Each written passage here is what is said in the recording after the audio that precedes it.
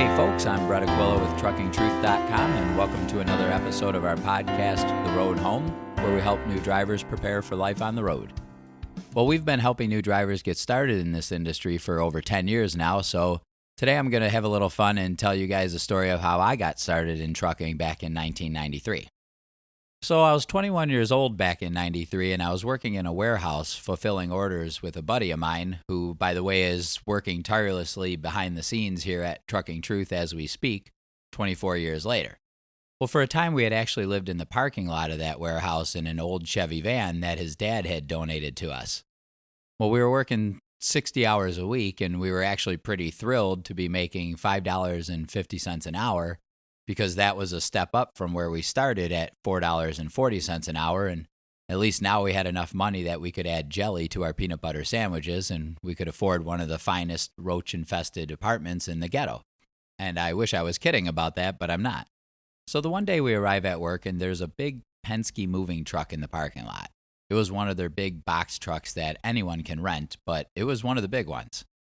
And so we go inside, and I asked what the truck was for, and the boss said that we had to deliver a few pallets of freight to a place in downtown Atlanta, and then bring some pallets back to the warehouse from that same location.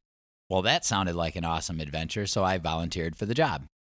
The boss was a little skeptical, and he asked me if I'd ever driven anything like that before, and I told him with full confidence that, oh yeah, twice my aunt had moved, and once my grandma had moved, and all 3 times I drove the truck, so no big deal. Well, he still seemed a little bit skeptical, but he said he'd find out what the plan was. And soon enough, he came walking back with the great news that I was going to be the one who would take the pallets downtown. Well, I was excited as could be. This was going to be quite an interesting adventure, and a far cry from fulfilling orders in the warehouse and driving around on a forklift. Well, at this point, I'm dying of curiosity because I had never actually driven a truck like that before, and in fact, I had never even seen the inside of one. But hey, when you're hoping for a big opportunity, you have to push the envelope a little bit sometimes. I figured it had to be an automatic transmission, and the rest I should be able to figure out as I go. So I hop in the truck, and to my delight, it was basically just a huge pickup truck. So I got it rolling, and everything seemed manageable enough, so I thought, downtown Atlanta, here I come, and away I went. Well, it really was as much fun as I had hoped it would be. It was a beautiful sunny day, and I put on the tunes and pointed it towards some building downtown, and at the time there were no GPS units or anything, so I had the directions written down, and I figured I'd find it one way or another. And the trip actually went perfectly. There were no incidents, there were no close calls, just a fun drive downtown, a couple of hours waiting to get unloaded and then reloaded again, and I headed back to the warehouse. Well, I was delighted to find out by the time that I had returned that the workday was over, and we could go home. And I told my buddy, wow, that was great. I didn't have to do any work today. All I had to do was drive. And that's when the light bulb turned on in my brain, and I thought, I wonder how much truck drivers actually make. I had never really considered it before. Well, I didn't know any truck drivers, and the only company I knew of off the top of my head was J.B. Hunt, so I went home and gave them a call.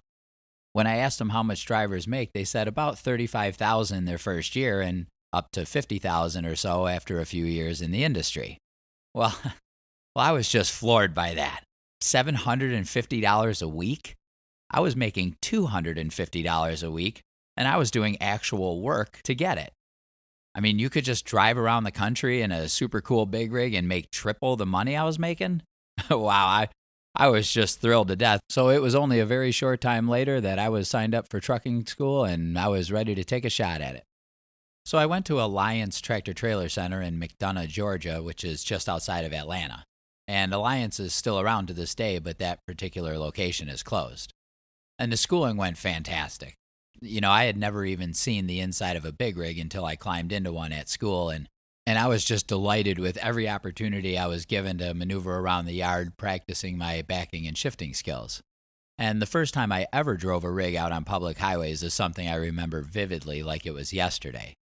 I drove for about 15 minutes, and it went perfectly. I remember climbing out and looking up at the size of that ridiculous machine, and I couldn't believe I had driven it. I remember thinking, it's the size of a building. And to this day, I still call them a building on wheels. I was just so excited all the time that the entire process was just overwhelming.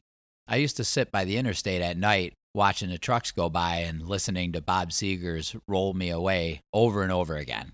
And I would just wonder who was behind the wheel and where they were going and what their story was and, what it felt like to be in that truck heading God knows where. I thought I was going to explode if I didn't get my opportunity pretty soon. Well, the schooling finished up and we passed all of our tests for our CDL, and it was a Saturday morning that we had our little graduation pizza party at school to toast our successes and say goodbye to each other as we went our separate ways. And at this point, I really didn't know where I was going to work, and to be honest, I really didn't care. I just wanted to have an opportunity with one of these giant carriers that have thousands of beautiful new big rigs blanketing the country. I didn't care who it was. So we're eating pizza and we're milling about the place when I notice a recruiter from Gainey Transportation had returned to the school and was talking to one of our instructors. And a few minutes later, he came up to me with 2 other students in tow and he says, "I understand you 3 were the top in your class and I'd like to offer you all a job right now with Gainey. In fact, if you'll follow me down the road to the terminal, we'll get your paperwork and your physicals and drug screens out of the way today. And if all goes well, we'll have you on the road with a trainer in a few days or a week." Well, Gainey was indeed one of those huge carriers with a gigantic fleet of beautiful trucks that I was hoping to get an opportunity with. Well, the other 2 students and I looked at each other. We shrugged our shoulders and said, "All right, sounds great. We'll follow you to the terminal." And that's exactly what we did. We got our physicals and our drug screens out of the way that day. We filled out a bunch of paperwork, and about a week later, I got the call that my trainer was on his way and I should be at the terminal in the morning with my bags packed, ready to go. So I show up at the terminal the next morning and they point out my trainer's truck to me and they said, "He's ready to go, so get out there." And so I walked across the parking lot.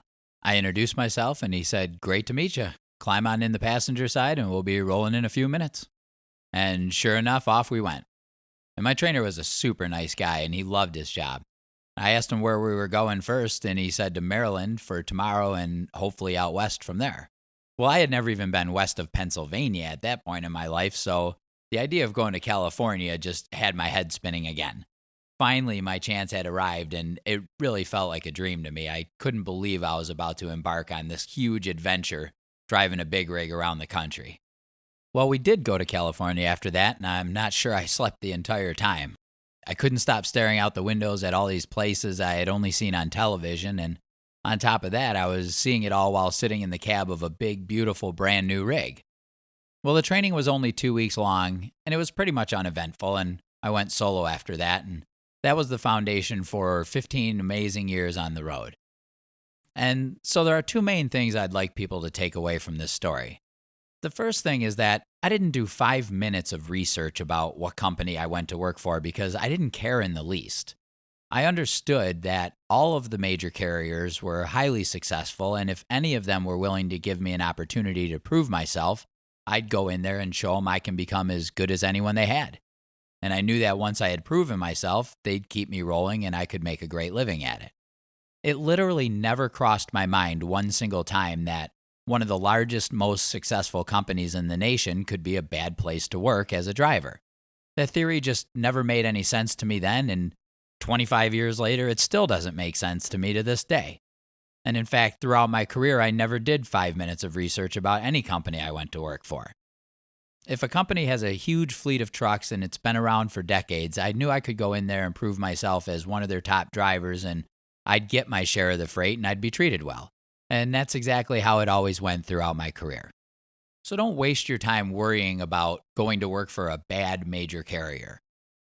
Any of those major carriers are a great place to get your career started. They have great equipment, tons of freight, and endless opportunities for anyone who's up to the task. So go in there ready to work hard, learn your trade, and prove that you're going to be around for a while. The second takeaway is that you should approach trucking, at least in some part, as an adventure and a lifestyle. If you're looking for an ordinary job that pays the bills, you're going to be overwhelmed by the amount of time and dedication it takes to thrive in this industry, especially that first year. Very few people can handle this job, and the overwhelming majority of people drop out long before they get to their 1-year mark. In fact, at company-sponsored training programs, fewer than half of the students that show up ever even manage to get their CDL, and most of those that do are long gone within a few months. This job really is that tough if you're not the type that's cut out for it and you're not prepared for the demands that it's going to put on you.